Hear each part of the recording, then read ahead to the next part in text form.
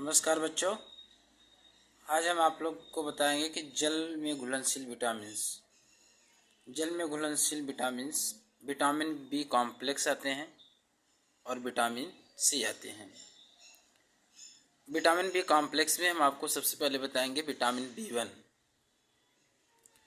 Vitamin B1 को thiamine कहते हैं। विटामिन बी1 की खोज क्रिश्चियन इजिकमैन 1897 में किए थे। विटामिन बी1 के मुख्य स्रोत अनाज हैं, मांस एवं पत्तीदार सब्जियां होती हैं। थियामीन शरीर के उपापचयी तंत्र का संचालन करते हैं।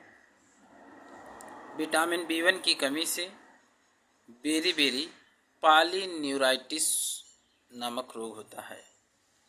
बेरी-बेरी रोग का मतलब है कि शरीर में भूख की कमी हो जाए, पैरालिसिस होने की संभावना रहे, मेंटल कन्फ्यूजन रहे, फैटिक शरीर में ऊर्जा की कमी रहे या मांसपेशियों में ऐंठन रहे, मस्कुलर एट्रोफी रहे।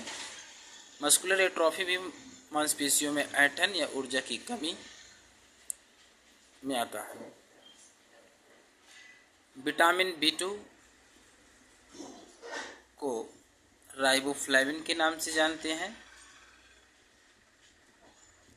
विटामिन बी2 ऊतक में फास्फोरिक एसिड के साथ संयुक्त होकर 2 सह एंजाइम बनाते हैं, जिनमें एफएमएन फ्लेविन मोनोन्यूक्लियोटाइड और एफएडी फ्लेविन एडेनिन डाइन्यूक्लियोटाइड होते हैं, जो कोश की श्वसन में आवश्यक होते हैं।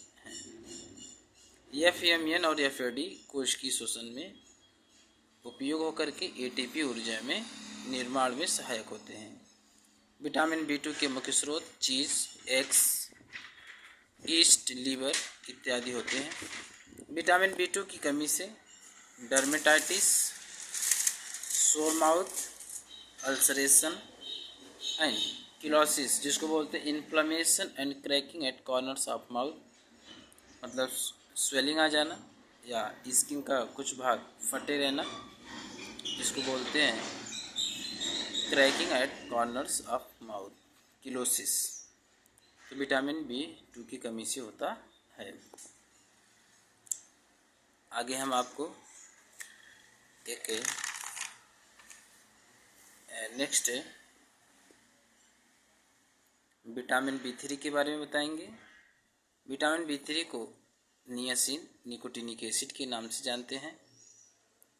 विटामिन बी3 एक सह एंजाइम के रूप में महत्वपूर्ण अवयव के रूप में होते हैं, जिसमें निकोटिनामाइड एडेनिन डाइन्यूक्लियोटाइड NAD+ और निकोटिनामाइड डाइन्यूक्लियोटाइड फास्फेट NADP+ के रूप में कोश की श्वसन में आवश्यक होते हैं।